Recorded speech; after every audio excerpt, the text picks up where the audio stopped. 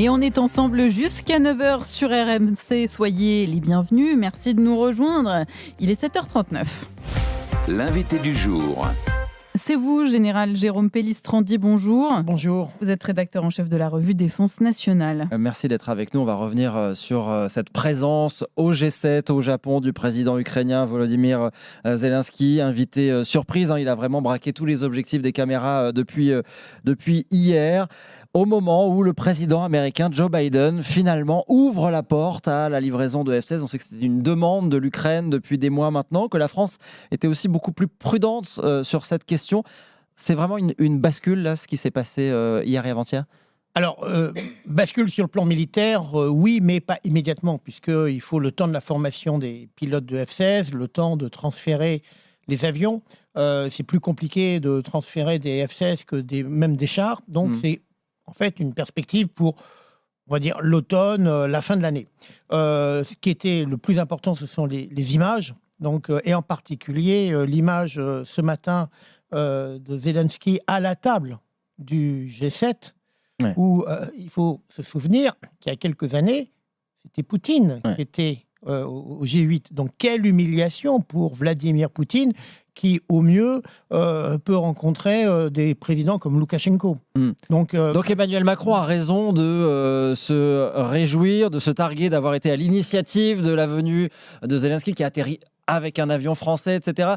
Cette image, elle est extrêmement symbolique, c'est ce que vous dites ce matin. Elle est très importante. Pourquoi ? Parce que au-delà du moyen de transport, oui, c'est la France qui s'engage fermement pour soutenir Zelensky et pour préparer, en fait, l'après-contre-offensive. Parce que, de toute façon, il y aura un après-guerre. La problématique, c'est de mettre l'Ukraine dans les meilleures conditions possibles, c'est-à-dire en battant les forces russes sur le terrain pour pouvoir trouver une solution de paix et non pas, comme l'a souligné le président de la République à juste titre, un conflit gelé. Parce qu'un conflit gelé, c'est quelque chose qui, de toute façon, ressurgira si on ne fait rien dans quelques mois, quelques années. Alors, on va venir à cette situation sur le terrain. Si on s'arrête sur cette question des avions, qui va fournir ces avions ? Qui peut finalement fournir comme ça des avions ?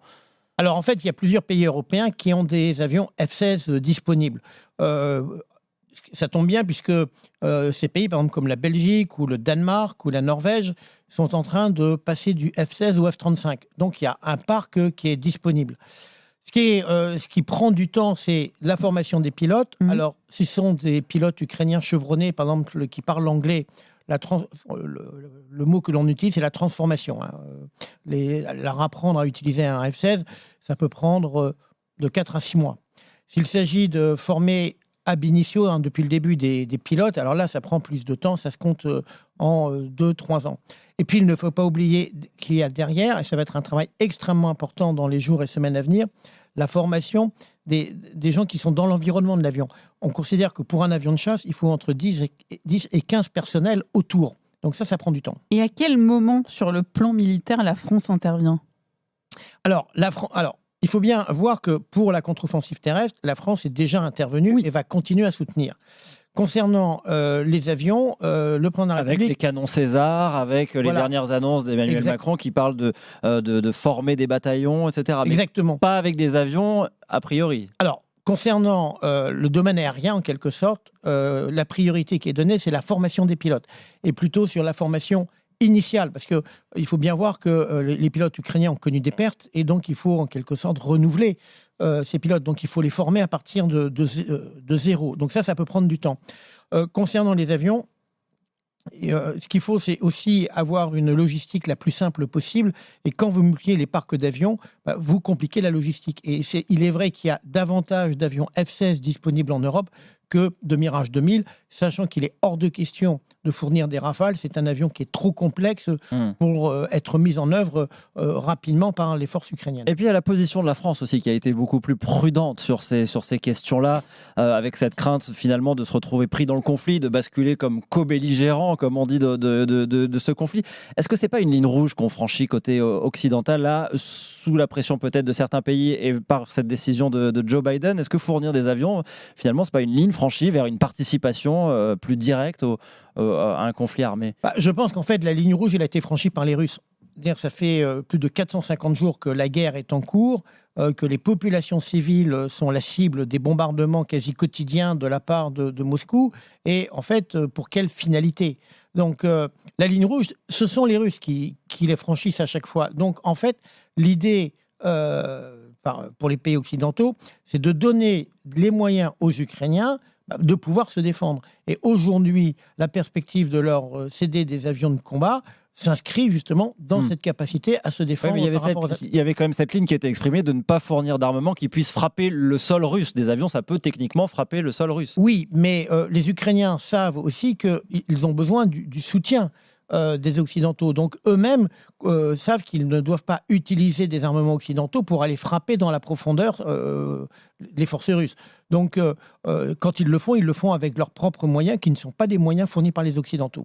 Donc on compte sur la bonne confiance et la bonne attitude et le bon comportement finalement, mais c'est de l'engagement moral finalement. C'est de l'engagement moral, mais il ne faut pas oublier aussi qu'il y a aussi un soutien à travers le renseignement.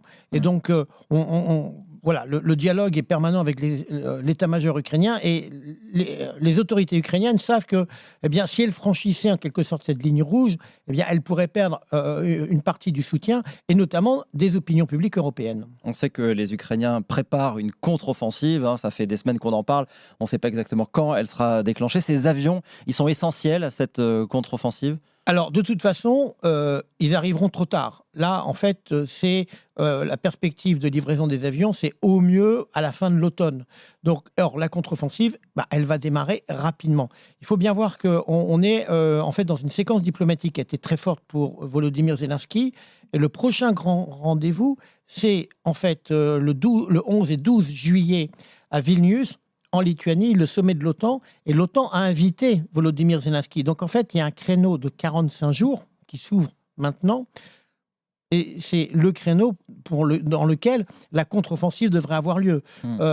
Parce que d'ici au sommet de l'OTAN, elle aurait commencé avant le sommet de l'OTAN. Voilà, il arrive avec déjà quelque chose. Avec des résultats concrets sur le terrain, parce qu'il est clair que des résultats sur le terrain découleront la suite des opérations et d'éventuelles discussions avec la Russie. Donc les avions arriveront après pour conforter cette contre-offensive si elle fonctionne. Il y a cette question de Bakhmout. Depuis hier, la Russie revendique, et plus précisément la milice Wagner, revendique avoir pris l'ensemble de la ville. Ces combats duraient depuis presque un an à Bakhmout. C'était vraiment l'épicentre des combats. L'Ukraine dément et dit que les combats continuent. Qu'est-ce qu'on sait ce matin, que vous en savez plus précisément? En fait, il faut reconnaître que la quasi-totalité de la ville de Bakhmout est contrôlée par les Russes, que ce soit la milice Wagner ou les forces conventionnelles. Et donc Vladimir Poutine a donc communiqué en félicitant donc Wagner et les forces russes pour, il faut bien entendre le mot, la libération d'Artemiosk, Artemiosk étant le nom soviétique de Bakhmout. Quand on voit les images de Bakhmout dire que la ville a été libérée, non, la ville a été totalement rasée par les forces russes. Donc, ce qui fait que le retrait ukrainien, parce qu'il s'agit davantage d'un retrait ukrainien, ne signifie pas pour autant la victoire que les Russes attendent. Alors, bien entendu, ils vont communiquer, et on le voit à travers les termes utilisés par Vladimir Poutine, mais dans la réalité, les Ukrainiens, en fait, ont considéré que Bakhmout avait été suffisamment utile pour causer de très nombreuses pertes aux forces russes, et qu'à un moment donné, l'enjeu n'en vaut plus la chandelle et qu'il était préférable de retirer les dernières troupes. Ça n'est plus un point stratégique aujourd'hui ? Non, d'autant plus que, alors, ils vont continuer à harceler en quelque sorte les forces russes qui sont dans Bakhmout, et l'objectif suivant, c'est la contre-attaque. Alors bien sûr, avec deux questions: ou sur la ligne de front, parce que cette ligne de front, en fait, elle fait à peu près 1 millier de kilomètres, du nord en allant jusqu'au sud de Kherson. Donc, quelle est la zone la plus favorable? Et bien entendu, le camp. Et là, on découvrira au moment de l'offensive. Ça risque d'être très violent, d'être très coûteux, cette contre-offensive. On sait que la ligne de front, elle s'est fortifiée, elle n'a pas beaucoup bougé ces derniers mois. Les Russes ont fait des tranchées. Comment passer c'est bien ça la difficulté pour les Ukrainiens. C'est-à-dire que quand vous êtes en offensive et que de l'autre côté, vous avez un adversaire qui s'est mis en défensive depuis plusieurs semaines, voire plusieurs mois, cela peut être très coûteux. Donc il faut en quelque sorte pouvoir imposer localement, là où vous allez faire le choix de l'offensive, un rapport de force suffisamment important pour casser l'adversaire. Et il est vrai que, et c'est la difficulté auquel les Ukrainiens sont soumis, c'est que leurs ressources restent néanmoins limitées, c'est-à-dire que c'est en quelque sorte un fusil à un coup. Ils ne peuvent pas se permettre de rater cette contre-offensive. Le risque, c'est que plus ils attendent, plus les Russes fortifient, et donc il y a un moment donné où il faut accepter de prendre le risque de la contre-offensive, mais qui sera effectivement meurtrière. D'ailleurs, c'est la raison pour laquelle Volodymyr Zelensky insiste en disant nous ne sommes pas encore tout à fait prêts, parce que pour l'opinion publique ukrainienne, qui est déjà depuis 15 mois soumise à ce régime de guerre, ça va être une période douloureuse, mais pas que. Et je pense qu'il faut être conscient, y compris pour les pays européens, que la contre-offensive va en quelque sorte bouleverser, peut-être pas le quotidien des Européens, mais va être le sujet de préoccupation principal dans les semaines à venir. Merci beaucoup. Merci Général Pellistrandi d'être venu ce matin sur RMC. Merci pour ces explications très claires sur cette situation en Ukraine, sur ces avions F-16 qui seront, on l'a compris, livrés à l'Ukraine, mais pas tout de suite, pas avant la fin de l'automne prochain. Merci à vous. Je rappelle que vous êtes le rédacteur en chef de la revue Défense nationale. Merci, bonne journée à vous.